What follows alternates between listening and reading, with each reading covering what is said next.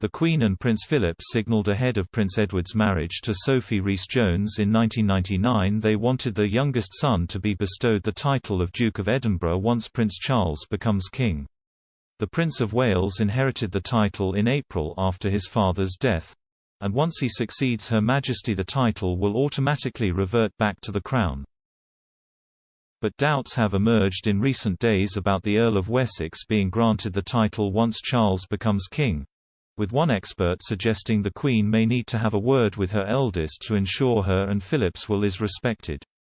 Speaking to Palace Confidential, royal commentator Richard Kay said, "My feeling is that if the Queen were to have a word in her son's ear, then Charles would fall into line and Edward will get the title.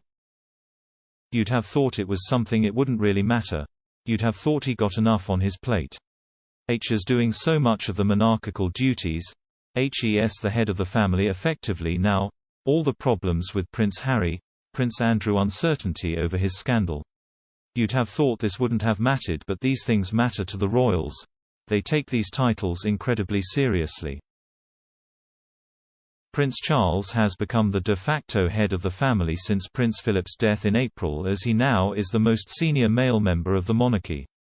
While the Queen has resumed her normal duties following the traditional 2-week mourning period, an increasing number of duties have passed on to the Prince of Wales. He also played a pivotal role alongside eldest son Prince William in helping Her Majesty devise a strategy to handle Prince Harry and Meghan Markle's departure from royal duties in March 2020. Mr. Kay suggested the decision not to have Prince Edward take on the title of Duke of Edinburgh would fall in line with Charles' desire to establish a more slimmed-down royal family. He also suggested previous moves from the Earl and his wife Sophie, the Countess of Wessex, may play a part in the Prince of Wales' decision on whether to pass on the title when he is king. Mr. Kay continued, "There is a degree of siblings' rivalry within the royal family, perhaps more pronounced than in any other family. Over the years, Charles has been unhappy with certain things the Wessexes have done. Since all that business with Sophie and the fake sheikh all those years ago, she and Edward have knuckled down and got on with low-grade royal work." The Queen, however, appeared to have taken a rather different approach to the role Prince Edward and Sophie will play in the future.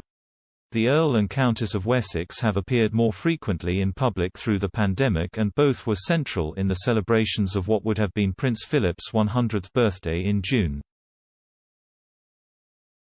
And at Christmas, the couple joined the Queen at Windsor to thank NHS staff working during the pandemic as part of what experts dubbed the Magnificent Seven lineup. Her Majesty was joined by Prince Charles and Camilla, the Duchess of Cornwall, Prince William and Kate, the Duchess of Cambridge, the Wessexes, and Princess Anne.